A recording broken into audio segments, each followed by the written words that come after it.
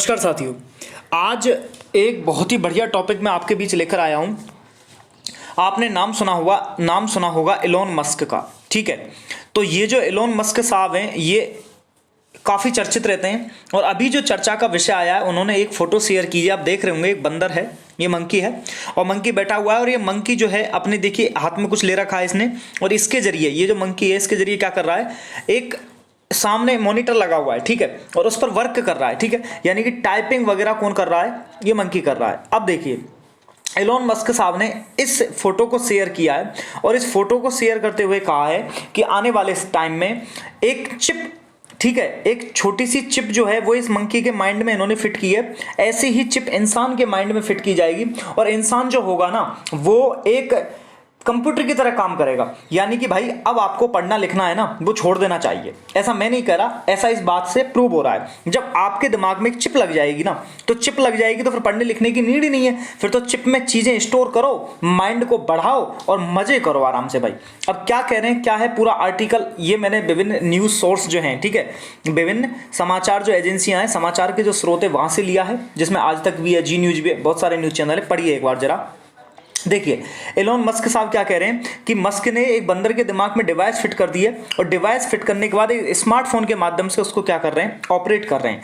Tesla, space x और Neuralink नाम की 3 कंपनियों के मालिक हैं। कौन? एलोन मस्क साहब। ठीक है, किसके हैं? टेस्ला के हैं, स्पेस एक्स के हैं, न्यूरालिंक के हैं। ये जो न्यूरालिंक कंपनी है ना, इसने लिंक नाम से ये डिवाइस है वो बनाई है। ये डिवाइस किस मेथड पे काम करती है वो मैं आपको बता देता हूं। देखिए जिस तरह इस बंदर के में दिमाग में सर्जरी के जरिए इसको फिट किया है और बंदर के दिमाग में इंस्टॉल किया है इस चिप को, तो ये चिप एक फोन ऐप के जरिए बंदर के सामने रखे कंप्यूटर से अटैच है। इसलिए कंप्यूटर का कर्सर जो है ना वो बंदर के दिमाग से चल रहा है। अब बात समझ में आ रही होगी। यानी कि ये तो क्या है, आपका कंप्यूटर है, यहां पर ये बंदर है, बंदर के अंदर चिप है। इस चिप को मॉडरेट किससे किया जा रहा है? स्मार्टफोन से। और चूंकि ये चिप इसमें अंदर है, इस चिप के माध्यम से इस कंप्यूटर को होल्ड किया जा रहा है। यानी कि कंप्यूटर को बंदर होल्ड नहीं कर रहा, कौन होल्ड कर रहा है? चिप होल्ड कर रही है। तो अब आप समझ रहे होंगे कि कर्सर जो काम कर रहा है वो किससे कर रहा है? चिप से कर रहा है, ना कि बंदर से। बंदर तो बैठा बैठा क्या कर रहा है बेचारा, तमाशा देख रहा है। समझ गए होंगे अब आप। अब देखिए इसमें डिफिकल्टीज क्या हैं। डिफिकल्टीज ये हैं कि इस चिप को हालांकि बंदर में इंस्टॉल कर दिया गया है, लेकिन इतना इजी नहीं है, कितना, जितना बता रहे हैं कि इसको इंसानी दिमाग में इजी वे में मूव कर दिया जाए, इंसानी दिमाग में इस चिप को इजी वे में फिट कर दिया जाए। इतना क्या नहीं लग रहा है, इजी नहीं लग रहा। अब आगे देख लेते हैं। आगे एलोन मस्क साहब ये कह रहे हैं कि 6 महीने के भीतर वो ह्यूमन ट्रायल, इस डिवाइस का ह्यूमन ट्रायल यानी कि मानव पे जो उनका परीक्षण है वो शुरू कर देंगे। और इसके लिए इन्होंने अमेरिका की जो food and drug administration agency है, एफडीए है, ठीक है, एफडीए, फूड ड्रग एडमिनिस्ट्रेशन जो है अमेरिका की, एफडीए, उससे इन्होंने क्या मांगी है? परमिशन मांगी है कि आप हमें इस चीज की परमिशन दो। अब देखते हैं मिलती है नहीं मिलती है, मिली जाएगी। ठीक है, अब ये किस वर्क पे काम करती है? एक्चुअली क्या है, ब्रेन रीडिंग करती है। ब्रेन रीडिंग क्या होता है तो पढ़ लेते हैं एक बार। हो सकता है कि आने वाले वक्त में ये डिवाइस इंसानों का दिमाग पढ़ना शुरू कर दे, उसके दिमाग में क्या चलता है, क्या सोचता है, क्या करता है, क्या डिवाइस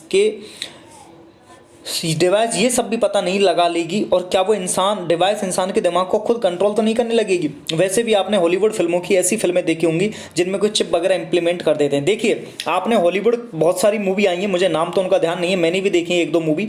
उन मूवी में आपने देखा होगा व्यक्ति के दिमाग में चिप फिट कर देते हैं और वो व्यक्ति जो है वो दूसरे के कंट्रोल से काम करता है। अगर आपने ये चीज़ नहीं देखी हो तो हिंदी एक सीरियल आता था, अब भी आता है, और हमारा बचपन में बहुत फेवरेट था, उसका नाम था शक्तिमान।